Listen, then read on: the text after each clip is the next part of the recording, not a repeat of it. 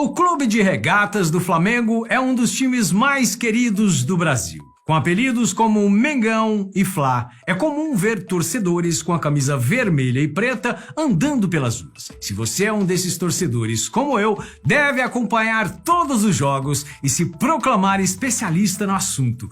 Mas você conhece tudo que tem para conhecer sobre o time? Então fique sabendo agora fatos que talvez você não sabia sobre o Flamengo. Começando lá nas origens do time, a primeira bandeira do Flamengo era bem diferente da que conhecemos hoje. Criada em 1895, ela era listrada de azul e amarelo ouro.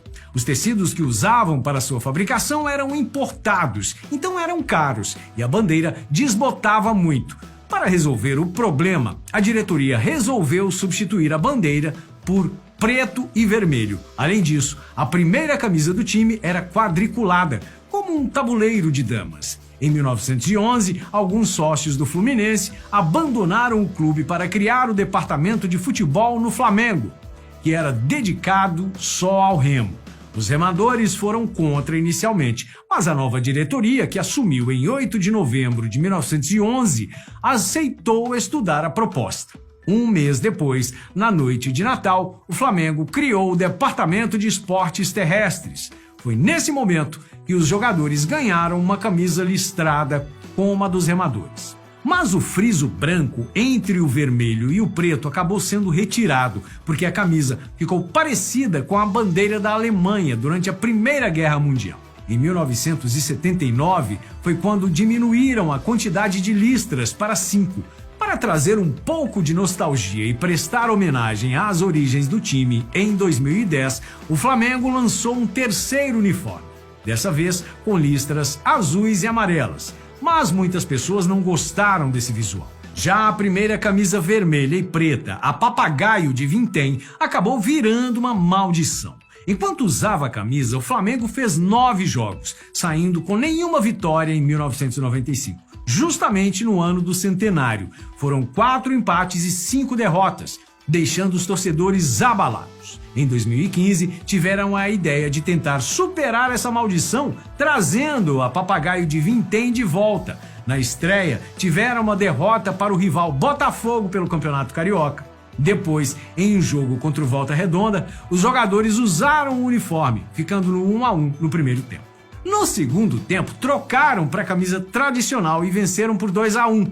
A maldição de perdas só foi quebrada na vitória por 2-0 sobre o Bom Sucesso. Outro fato curioso é que um hino composto pelo jornalista Paulo Magalhães classifica o Flamengo como campeão de terra e mar, fazendo alusão ao Campeonato Carioca de Futebol em 1914 e de remo em 1916. Já o nome Flamengo relembra os navegadores holandeses que estiveram na praia com o mesmo nome na zona sul carioca no século XVII.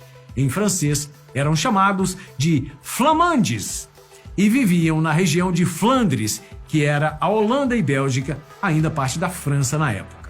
A equipe recebeu esse nome por conta da localização da primeira sede, fundada no dia 17 de novembro de 1895, no casarão de Nestor de Barros, número 22 da Praia do Flamengo.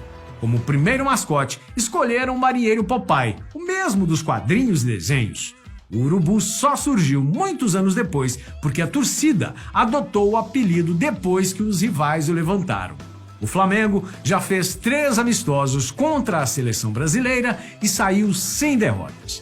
2 foram vitórias e 1 foi empate. Já em 1995, no ano do centenário, o time montou o melhor ataque do mundo, nome irônico dado pela torcida, com Sávio, Romário e Edmundo. O desempenho dos craques virou piada e se tornou, na verdade, o pior ataque do mundo.